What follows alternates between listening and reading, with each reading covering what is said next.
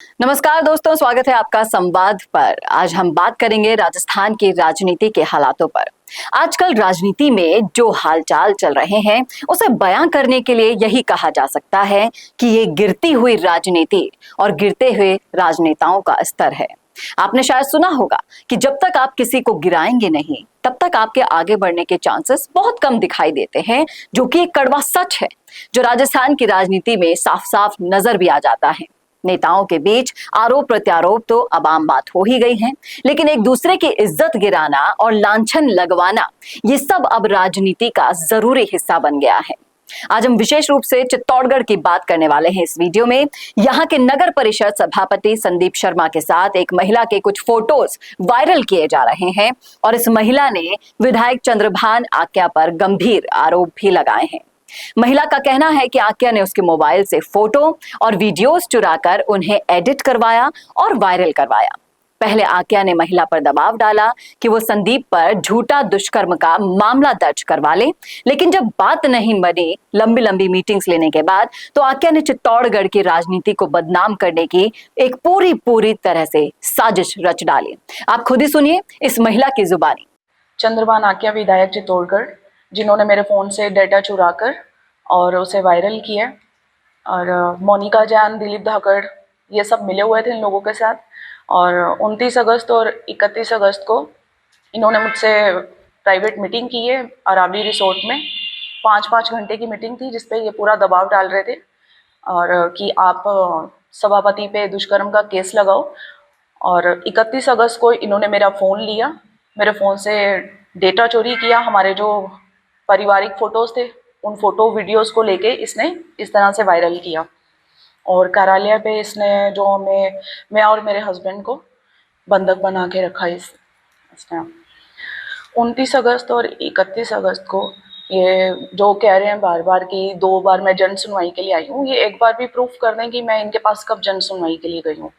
और 29 अगस्त और 31 अगस्त को ये अरावली रिसोर्ट में 5-5 घंटे की इन्होंने मीटिंग की है। वहाँ पे ये दबाव डाल रहे थे मुझ पे कि आप इस तरह से सभापति पर केस, दुष्कर्म का केस लगाओ। इसकी इस हरकत की वजह से मेरी पूरी फैमिली पे बहुत बुरा असर पड़ा है, जिससे हमारी सामाजिक प्रतिष्ठा को बहुत ठेस पहुँची है। और अरावली में सब होने के बाद इसलिए हमें वहाँ से कार्यालय ले आए। वहाँ पे इन लोगों ने ऐसा माहौल बना दिया कि कुछ लोग गुंडे आ रहे हैं और जो सभापति हैं वो आपको मरवाना चाहते हैं। उसने कुछ गुंडे भेज दिए हैं, ये बोलकर ये अपनी जो चंद्रभान आक्या अपनी खुद की प्राइवेट गाड़ी में हमें यहाँ कार्यालय में ले आए। और रात भर इन्होंने वहाँ पे ज़बरदस्ती तो पहले साइन करवाए FIR के पेपर्स पे, और उसके बाद फिर ये ऊपर रूम में हमें इन्होंने बंद कर दिया। और कंटिन्यू कभी दिलीप धाकड़ और कभी चंद्रभान आक्या खुद आकर कि FIR करो, वरना ऐसा ऐसा हम वीडियो ये फोटोज वायरल कर देंगे। उस टाइम नेक्स्ट डे फिर हम लोग कैसे भी एक बहाने से कि सिगरेट के बहाने से हस्बैंड ने गेट खुलवाया और हम लोग कैसे भी वहाँ से निकले। और वहाँ से आने के बाद फिर 2-3 बार इनके दिलीप धाकड़ या इन सब के फ़ोन आए कि आप बात मान लो, वरना आपके साथ ऐसा ऐसा हो जाएगा। तो उसके बाद भी इनकी बात नहीं मानी कि ये जो केस, झूठा केस लगाने के लिए बोल रहे थे सभापति पे, वो नहीं किया। तो इन लोगों ने इस तरह से ये वीडियो और फोटोज़ वायरल कर दिए फ़ोन से डेटा चुरा के।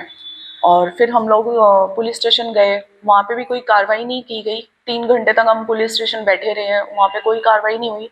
फिर हमने कोर्ट में केस लगाया। चलिए आपको बताते हैं चंद्रभान आक्या कौन है। ये वही नेता है जो पहले बीजेपी से विधायक थे।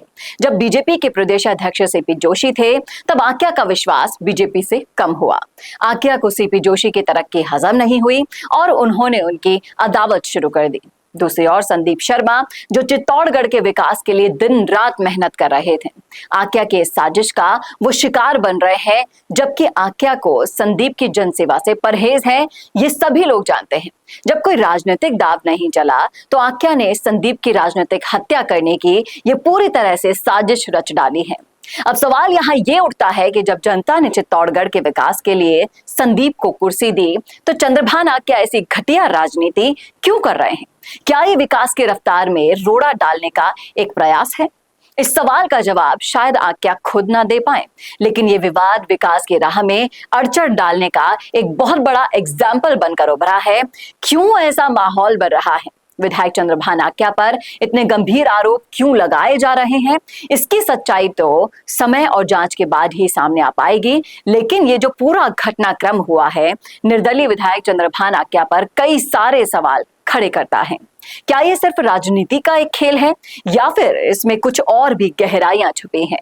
क्योंकि राजनीति में इस प्रकार के विवादों का असर पूरी तरह से जनता पर भी पड़ता है और ये हम सभी के लिए एक चिंता का विषय बनता है। आखिरकार राजनीति को जनता के विकास और भलाई के लिए होना चाहिए और हमें उम्मीद करनी चाहिए कि हमारे नेता अपनी जिम्मेदारियों को समझेंगे और ऐसे विवादों से दूर रहेंगे। आपकी क्या राय है इस मुद्दे पर कमेंट करके जरूर बताइएगा कमेंट बॉक्स में। अगर आपको वीडियो पसंद आई हो तो शेयर कीजिएगा, सब्सक्राइब कीजिएगा और ऐसे ही वीडियोस के लिए देखते रहिए संवाद भारत का, भारत के लिए। नमस्कार।